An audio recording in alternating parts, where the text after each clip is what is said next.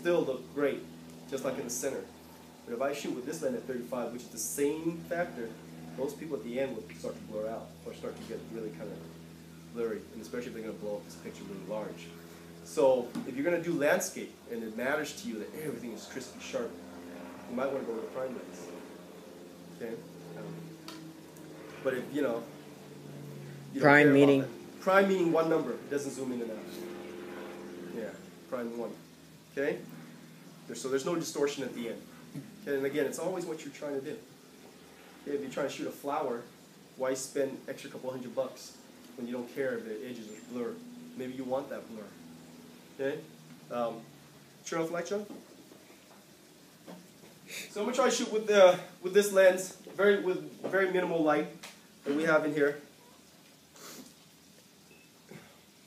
You want me to model? No, I don't need a model. Alright.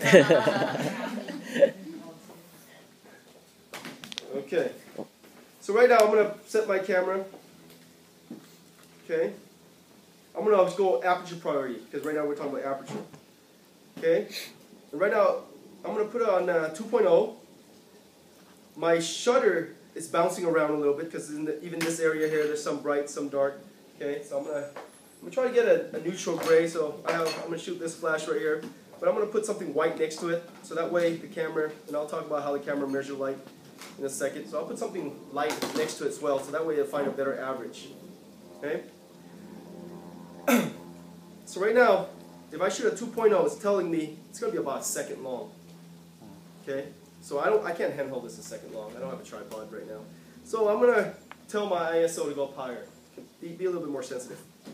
Okay, so I'm gonna go 600. It's telling me, okay, at 2.0 it's gonna be around, it's bouncing around because it's, still trying to figure out what I'm trying to shoot. Okay.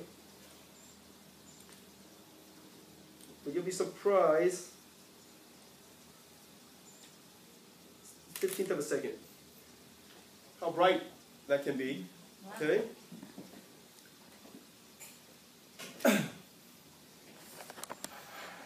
Okay. I focused on more of the knob.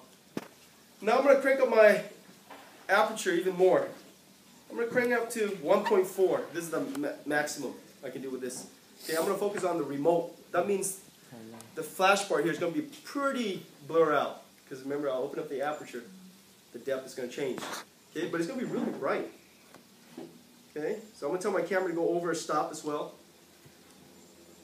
And I'll talk more about that too if you want to know.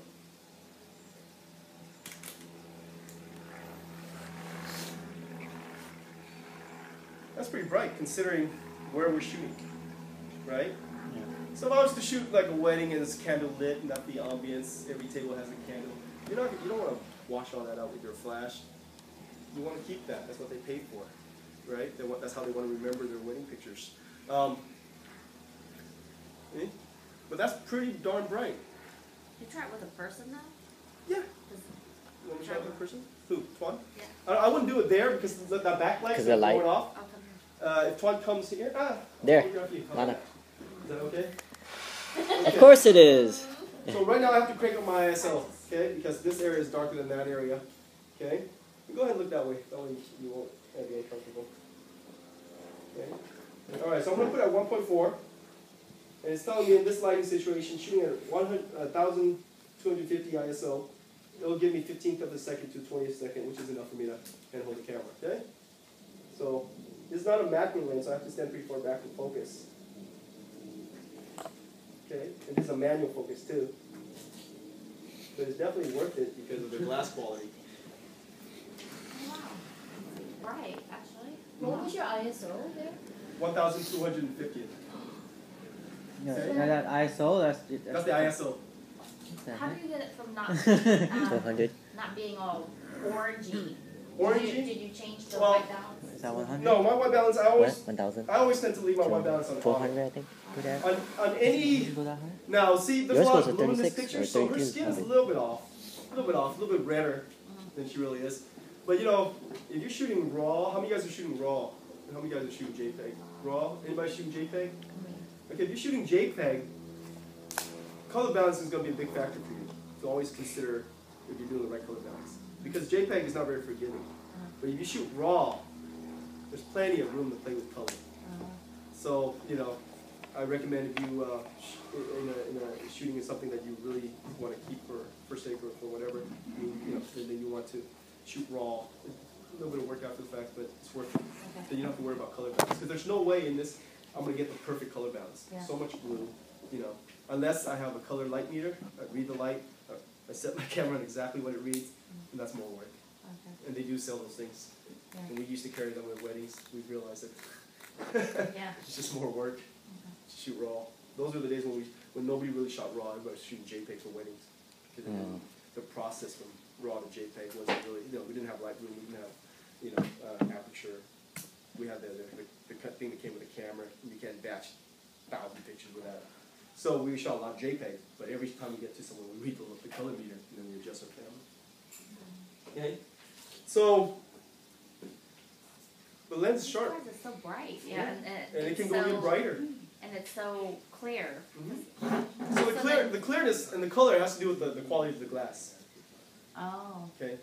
Good The glass, quality of the good lens. color. The Yeah. lens then? The Okay. quality of the lens.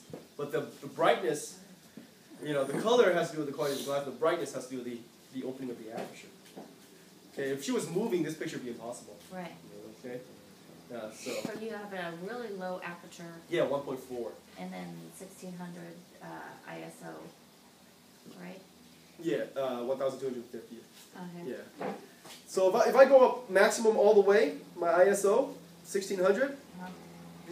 and I want to keep my aperture 1.4, my shutter's going to go up. So it's, you know, so my shutter's going to go up. Here's a manual focus, so Is there no tricky. matter? Does it matter to have a manual focus? Okay. I always shoot in the auto. No, it doesn't matter. It doesn't matter. Manual focus is more work. This is not the lens that you would use all the time.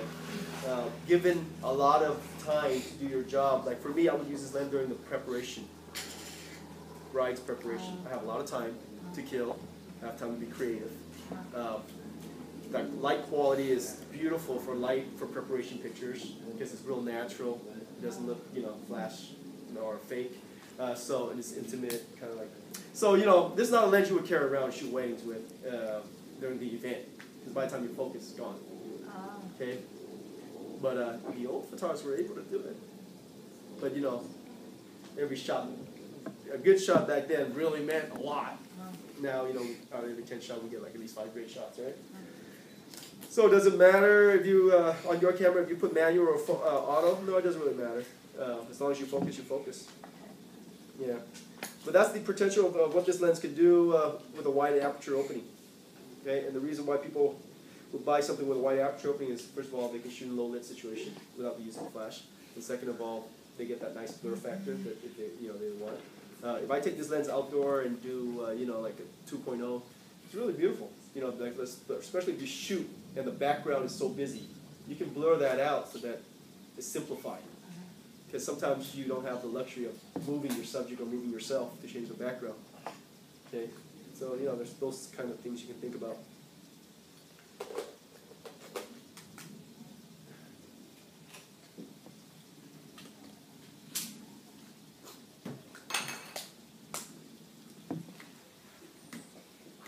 Okay, let's see.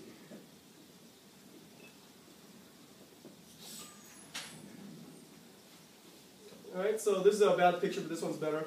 Now here's a 5.6. If the subject is the chessboard and the main character is this chess piece, you would want to shoot 5.6 because you want to blur these guys out. But if the subject is about the whole chessboard, then you would shoot 22. Because then everything is sharp. As it recedes in space, it stays sharp.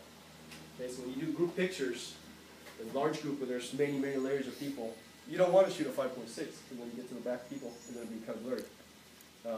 Okay, so that's why photographers that do big group pictures always have to carry extra lights, because they're shooting at a really small aperture, so they need these extra lights to fill in, to compensate for the lacking amount of light in the environment. Okay.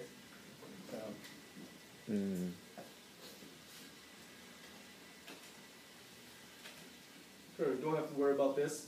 That's scary. This is a negative. You see the hole? Okay, so this is a